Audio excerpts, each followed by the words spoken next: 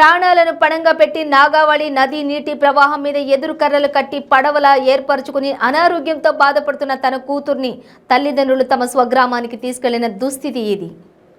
పార్వతీపురం మన్యం జిల్లా కొమరాడ మండలం చోళ్లపదం పంచాయతీ రెబ్బ గ్రామానికి చెందిన కోలక చంద్రమ్మ, కోలక సోమయ్యల కుమార్తె కోలక మరియమ్మ తీవ్ర జ్వరం రావడంతో వైద్యం కోసం ప్రాణాలు పణంగా పెట్టి అనారోగ్యంతో ఉన్న పాపని అత్యవసర వైద్యం కోసం నాగావళి నది దాటి రావాలి. దీంతో తండ్రి సోమయ్య కోరిక మేరకు గ్రామస్తులు ఎదురు కర్రలతో పడవలా చేసి నది దాటించారు. ఒక ప్రాణం కోసం 6 ప్రాణాలు పణంగా పెట్టి నదిలో ఈదుకుంటూ తీసుకొచ్చారు. ఇప్పటికైనా గిరిజనుల ప్రాణాలు రక్షించే విధంగా పూర్ణపాడు లాభాయని వంతెన పెండింగ్ పనులు వెంటనే పూర్తి చేయాలని చెప్పి పునః ప్రారంభించి 60 గిరిజన గ్రామాల ప్రజలకు కూడా రక్షణ కల్పించాలని ప్రజలు డిమాండ్ చేస్తున్నారు. స్వతంత్రం వచ్చి 75 సంవత్సరాలు దాటినా కూడా గిరిజన ప్రజల ప్రాణాలకు రక్షణ లేదా? ఇంకా ఎన్నాళ్ళు ఈ కష్టాలని ప్రజలు ఆవేదన చెందుతున్నారు.